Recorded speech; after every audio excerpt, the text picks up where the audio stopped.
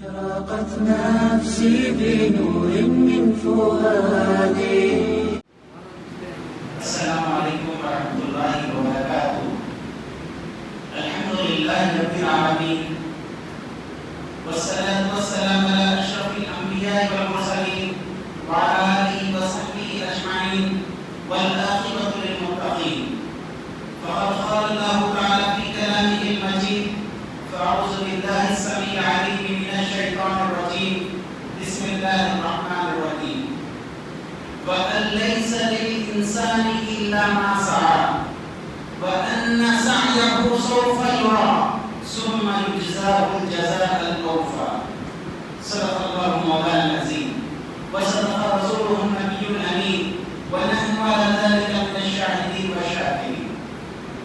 اللہ تعالیٰ کی تعریف و ثنا اور خاتم النبیین رحمت للعالمین صلی اللہ علیہ وسلم پر درود و سلام سے ہم اپنی بات کو شروع کرتے ہیں. محترم بزرگوں اور عزیز نوجوان بھائیوں، اس وقت ملک کے حالات خاص طور پر گزشتہ 10-20 سال سے جس طریقے سے تبدیل ہو رہے ہیں وہ امت کو کچھ اشارہ کر رہے ہیں، انہیں بیدار ہونے اور اپنی ذمہ داری ادا کرنے کے لیے سگنلز دے رہے ہیں. اور اس وقت جو حالات ہیں وہ پریشان کن ہیں مگر مایوس کن نہیں. اس میں تشویش ہے اور بدلتے ہوئے حالات سے امت کی کچھ ذمہ داریاں ہیں، مگر یہ چیزیں کبھی امت کو مایوسی کی طرف نہیں لے جاتی.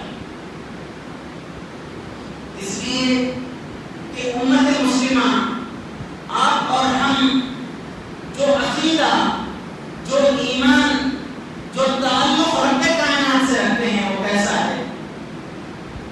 اس خدا کی قدرت پر ہم یقین رکھتے ہیں جو اندھیروں سے روشنی نکالتا ہے، جو اسباب کا محتاج اور پابند نہیں ہے، اسباب اس کے اشارے کے پابند ہوتے ہیں. انما امره اذا اراد شيئا ان يقول له كن فيكون. اس رب کائنات کا معاملہ یہ ہے کہ کسی کام کے لیے وہ صرف کہتا ہے کن اور وہ ہو جاتی ہے. اس خدا پر ایمان رکھنے والے زندگی میں کبھی مایوس نہیں ہوتے. تو پہلی بات جو اس وقت امت میں خاص طور پر مایوسی ہے جو پھیل رہی ہے، اس مایوسی سے باہر نکلنا ہے اور اس کے لیے سب سے عظیم قوت، طاقت، ذریعہ وہ ایمان کی طاقت، ایمان کی تجدید کا طریقہ ہے. جس رب پر ایمان رکھتے ہیں وہ زندہ و جاوید ہے، حی القیوم ہے، جو ظاہر کو بھی جاننے والا ہے اور باطن کو بھی پورا اندازہ کرنے والا ہے. اس رب پر ایمان رکھنے والے کبھی مایوس نہیں ہوتے. وہ دیکھتے ہیں کہ حالات ان کے موافق نہیں ہیں، مگر اس کے باوجود وہ اپنے رب سے تعلق اور ایمان کے نتیجے میں یہ یقین رکھتے ہیں کہ حالات بدلنے والے ہیں. اور اللہ تعالیٰ خود اپنا یہ اصول بیان کرتے ہیں: وَتِلْكَ الْأَيَّامُ نُدَاوِلُهَا بَيْنَ النَّاسِ. پہلے جو حالات تھے وہ بھی یکساں نہیں تھے، آج جو ہیں وہ بھی یکساں نہیں ہیں، پھر بدلنے والے ہیں، تبدیلی ہونے والی ہے. مگر تبدیلی کا طریقہ کیا ہے؟ یہ اصل آج کی ہماری گفتگو کا موضوع ہے کہ یہ حالات کیسے بدلیں گے. اس میں پہلی بات جو میں بتا رہا وہ یہ کہ مایوس کن نہ ہو. یہ مایوس کن حالات نہیں ہے، مایوس نہ ہو. لیکن دوسری بات جو ہے، یہی حالات امت کو بیدار کر رہے ہیں کہ ہم کچھ کام کرنے کے لیے بیدار ہوں.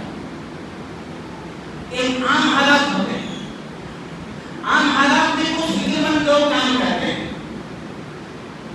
اور جو ضرورت، استطاعت، طاقت ہے اس کے لحاظ سے کام چلتا رہتا ہے.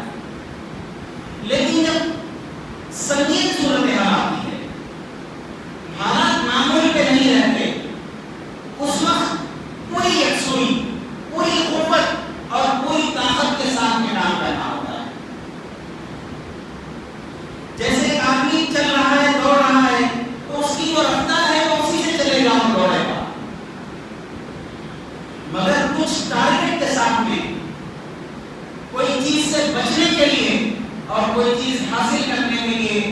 دوڑنا اور چلنا ہوتا ہے تو وہ معمولی رفتار سے نہیں ہوتا.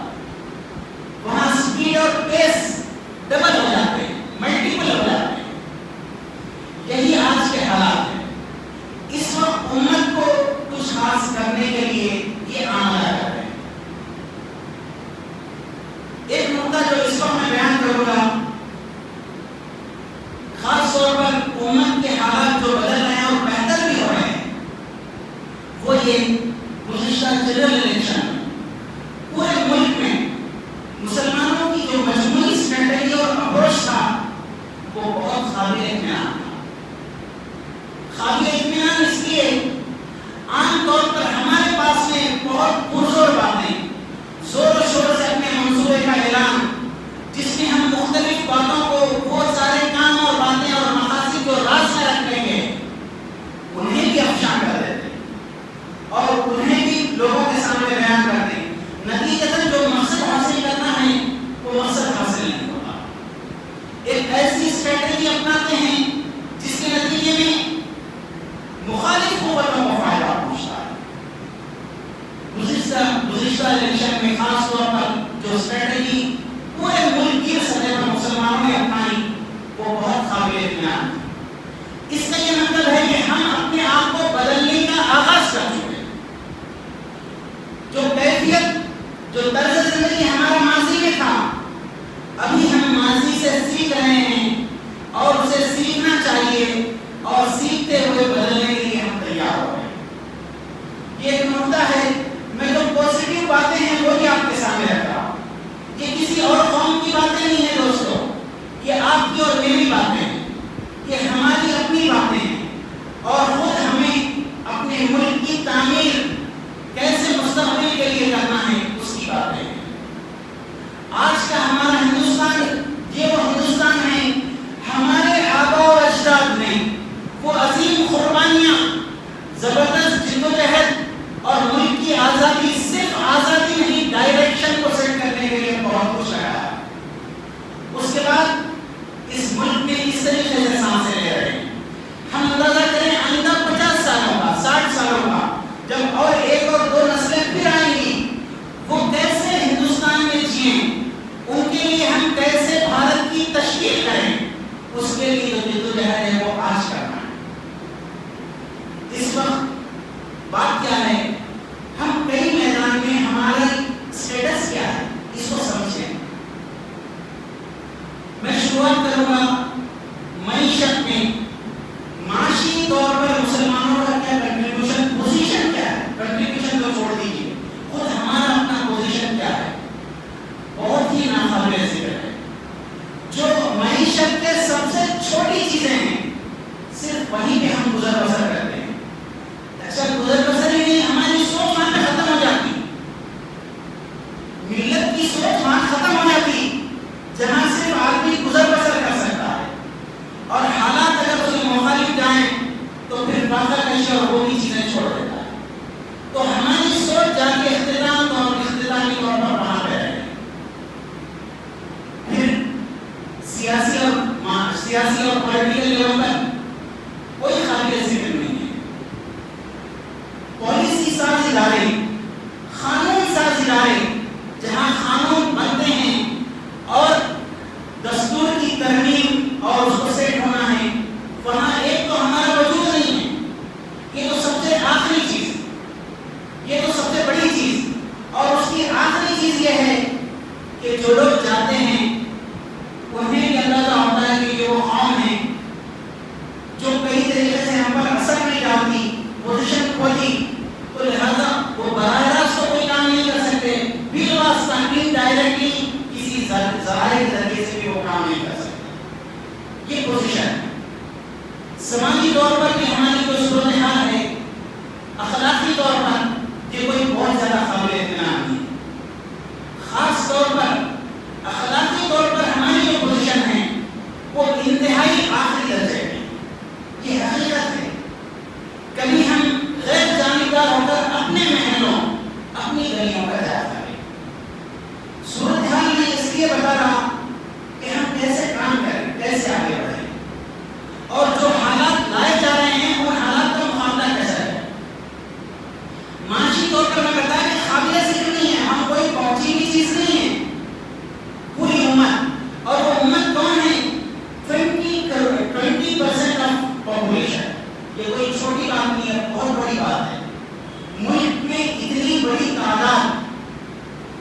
کروڑ سے زیادہ جب یہ تعداد رکھتی ہے، اس کے بارے میں یہ جو صورتحال ہے یہ کوئی معمولی صورتحال نہیں، بہت سنگین ہے.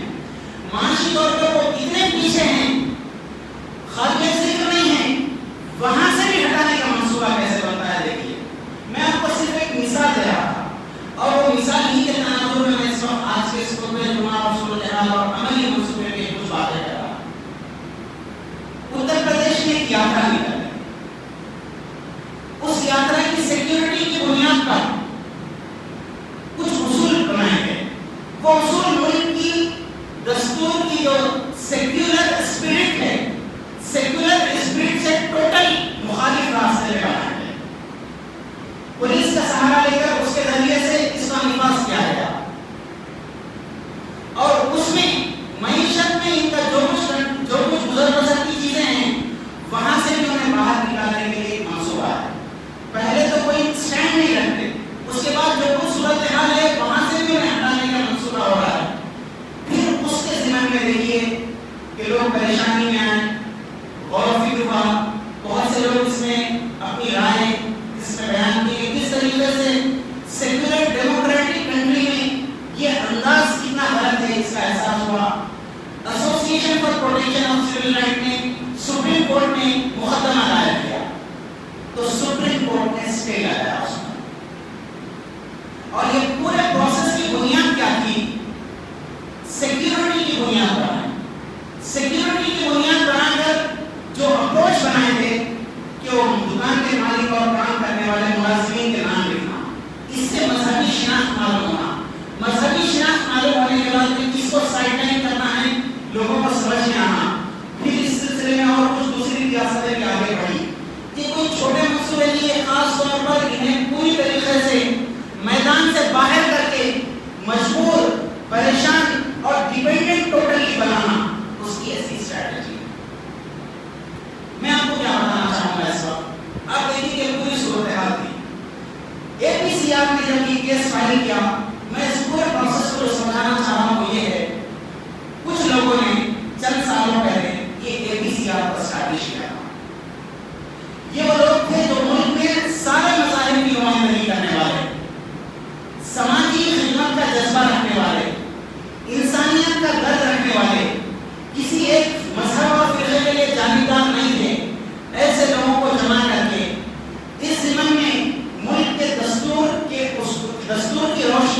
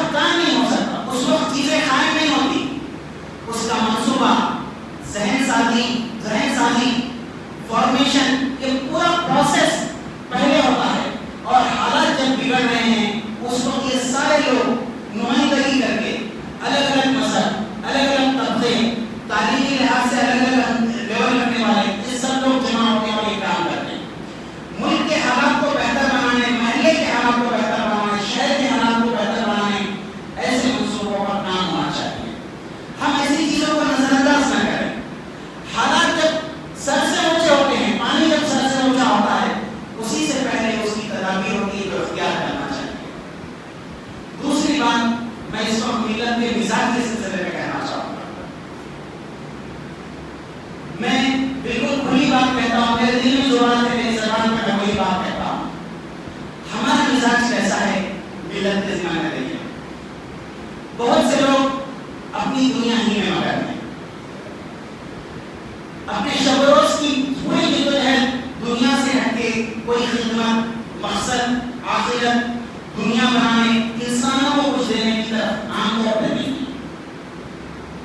اور یہ پورا بڑا حصہ چھڑ گیا چند ایک لوگ رہ گئے, وہ چند لوگ کچھ جماعتوں سے وابستہ, بہت چند لوگ کچھ اور آرگنائزیشن سے اور دوسری ایکٹیویٹیز کے ساتھ میں اپنے آپ کو لگا ہے, کہیں خدمت میں, کہیں دین کی دعوت میں, کہیں مسلم معاشرے کی اصلاح میں, اور ایسے چلتا ہوں.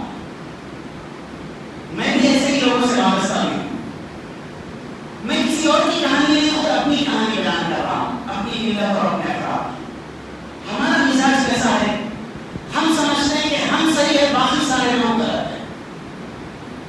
میرے کام کو تو میں بہت دل کھول کر تعریف کروں گا, پسند کروں گا, اور بقیہ وہ سارے لوگ جو ملت کے لیے کام کر رہے ہیں انہیں کچرے کے ڈبے میں ڈالنا چاہوں گا. پھر مزید اپنے سلسلے میں تو پوری خوشگوانی رکھوں گا, دوسروں کے لیے ساری بدگمانی میرے پاس رہے گی. اپنے کام کو بڑا ملت کے لیے فائدہ مند سمجھوں گا, دوسروں کے لیے صرف نقصان دے. یہ سوچ اور مزاج دینی جماعت سے وابستہ لوگوں کا, سوشل سروس کرنے والے لوگوں کا, اور کسی بھی قسم کے کام کرنے والے لوگوں کا ہے. اس سوچ اور مزاج کا نتیجہ کیا ہو رہا ہے, دوسروں کو کمزور کرنا, کامیابی میں رکاوٹ بننا, مسائل کھڑے کرنا. اسی چیز میں ہماری محنت, ہمارا وقت, ہماری صلاحیت برباد ہو رہی ہے. ہماری محنتیں, ہماری صلاحیتیں, ہمارا وقت اسی میں برباد ہو رہا ہے. آپ غور کرتے دیکھیں, خدمت کے ذمہ میں خالی یہ بات دیکھیں, ہماری نظر عملاً پورے ہندوستان میں نہ ہوگی, مگر اتنے باشعور لوگ, سمجھدار لوگ, اور اتنی بہاریں اپنی زندگی میں دیکھے ہیں, آپ اپنے سر کی آنکھوں سے اندازہ کر سکتے ہیں. ہمارے اپنے شہر میں ایک 5 کلومیٹر 6 کلومیٹر کا ریڈیس ڈیامٹر ہے, اس میں کیا کچھ ہو رہا ہے ہماری آنکھوں کے سامنے ہے. مسلمانوں کے ذریعے سے خدمت کا کام ایک 2-3 سینٹر کے علاوہ نہیں سے نہیں چل رہا. اب اس میں جو فائدہ ہو رہا, زیادہ سے زیادہ چند 100 لوگ. ملت یہاں پہ موجود رہتی ہے لاکھوں کی تعداد میں. پھر ملت کی نہیں, پوری انسانیت کی تعداد اور کئی لاکھ ہے. ہماری پوری جدوجہد کا دائرہ کار چند 100 لوگ ہیں. کیا کام ختم ہو جائے گا؟ کام کا میدان بہت وسیع ہے, اس کی ضرورتیں اور ڈیمانڈس بہت نہیں ہیں. ہم چھوٹا موٹا کچھ کام کر رہے ہیں, ایسا صرف اتنا نہیں ہونا چاہیے, اس میں اور کئی ٹائم زیادہ اس میں اضافہ ہونا چاہیے. اس لیے اگر ہمارے دل و دماغ میں یہ بات ہے کہ جماعتیں اتنی ہیں, کوئی بات نہیں, ہونے دیجیے. میں یہ بات سالوں سے کہتا ہوں, آج بھی کہتا ہوں, پورے شعور اور سمجھ کے ساتھ میں کہتا ہوں. آج جتنی جماعتیں ہیں اس سے 100 درجے زیادہ اور بڑھ جائیں. آج چند 4-5 جماعتیں ہیں جو کام کرتی ہیں, اس سے 100 ٹائمز یعنی 500 بن جائیں تو نقصان نہیں, فائدہ ہی ہے.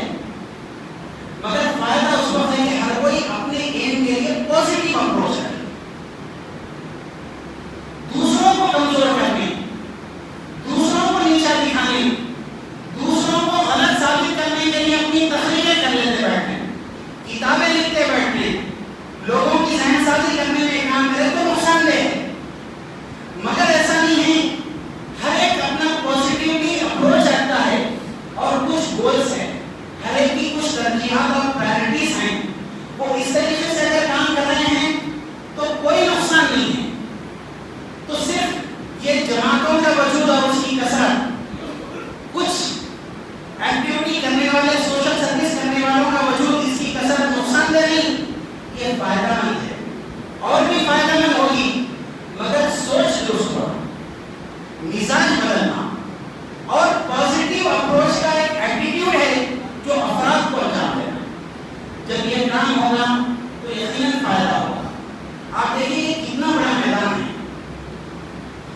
بات میں معیشت کی طور پر بتا رہا تھا. اس زمن میں کیا کچھ ہو رہا ہے, رہنمائی کی بات کر رہا تھا. لوگ خالی چھوٹے موٹے بندیوں تک کی سوچ رکھتے, زندگی پوری وہی گزارتے. دنیا کیسے بدل رہی ہے دیکھیے. بغیر کسی ملکیت کے کسی چیز کی پراپرٹی خریدے بغیر اپنا بزنس کیسا ملٹیپل ڈیولپ کرنا, ایک شہر سے کئی شہروں میں, ایک ملک سے کئی ملکوں میں.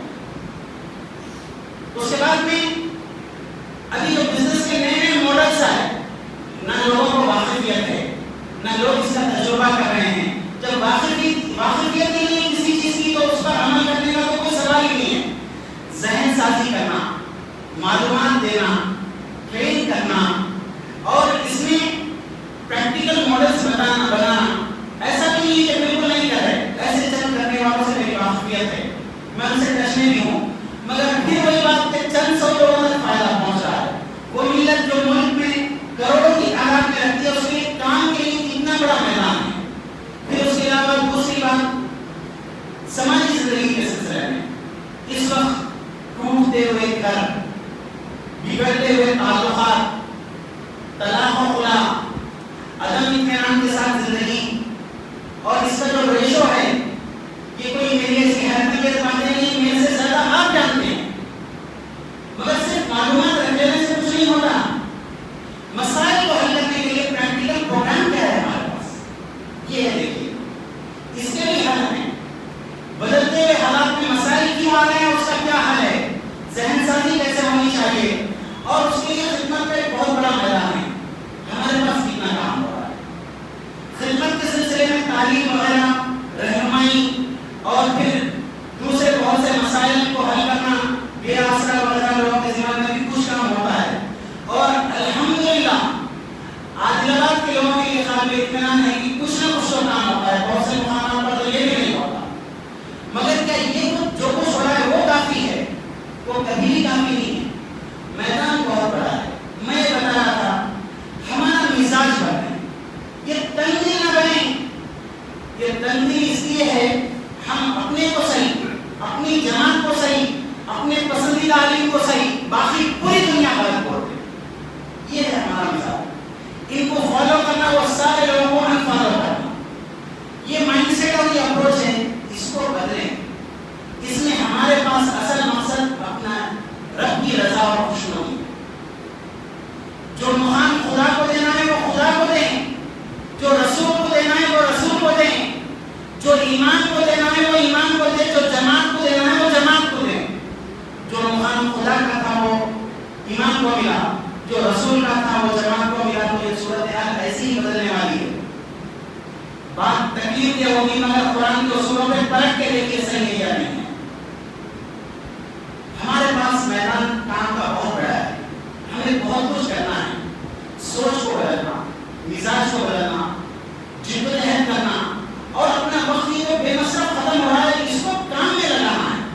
کتنے نوجوان بھائی بیٹھے ہوئے ہیں, کیا پوری زندگی وہی وراٹ کوہلی اور روہت شرما اور رونالڈو اور میسی ان کی چیزوں کو دیکھ لیتے بیٹھنا, ایک کے بعد ایک نئے ٹورنامنٹ شروع ہوتے رہیں گے, ختم ہوتے رہیں گے, پوری زندگی ان کے پیچھے برباد کرنے کا نام ہے. میں نوجوانوں سے پوچھ رہا ہوں, آپ شوقیہ طور پر کہیں کوئی چیز معمولی اپنی زندگی کا کوئی وقت ایسی چیزوں میں اگر لگا دے تو ایک الگ بات ہے. ایک ٹورنامنٹ کے بعد دوسرا شروع ہوتا ہے, پھر یہ, اور انہیں کے پیچھے اپنی زندگیاں تباہ کرنا. پھر اس کے بعد میں پھر آتے ہیں موویز وغیرہ کا معاملہ, ایک کے بعد دوسرے. کیا زندگیاں نہیں تباہ کرنے کے لیے ہے؟ وہ امت جسے ایک مقصد کے لیے بنایا گیا تھا اسے کیا کرنا ہے؟ کتنے بزرگ بیٹھے ہوئے ہیں, کیا تجربہ وہ رکھتے ہیں, اور زندگی کے اتنے میدان تک اتنی بہارت دیکھنے کے بعد اب وہ کیا حاصل کیے ہیں. دیکھیے اتنے میدانوں میں انہوں نے سروس دی ہے. کیا انہیں ریٹائرمنٹ کے بعد اور اپنے اس خالی وقت کو امت کی بھلائی کے لیے استعمال نہیں کرنا چاہیے؟ نوجوانوں کی ذہن سازی, سرپرستی, کاموں کی ترغیب دینا, عملاً پریکٹیکلی جتنا انوالو ہو سکتے ہونا, قومیں بنتی اسی طریقے سے. اور جو لوگ حالات کا رونا روتے ہیں, سمجھتے ہیں کہ ہماری تقدیر میں یہ لکھ دیا گیا, دنیا کی دوسری قومیں یہ مائنڈ سیٹ رکھتی ہیں تو رکھیں.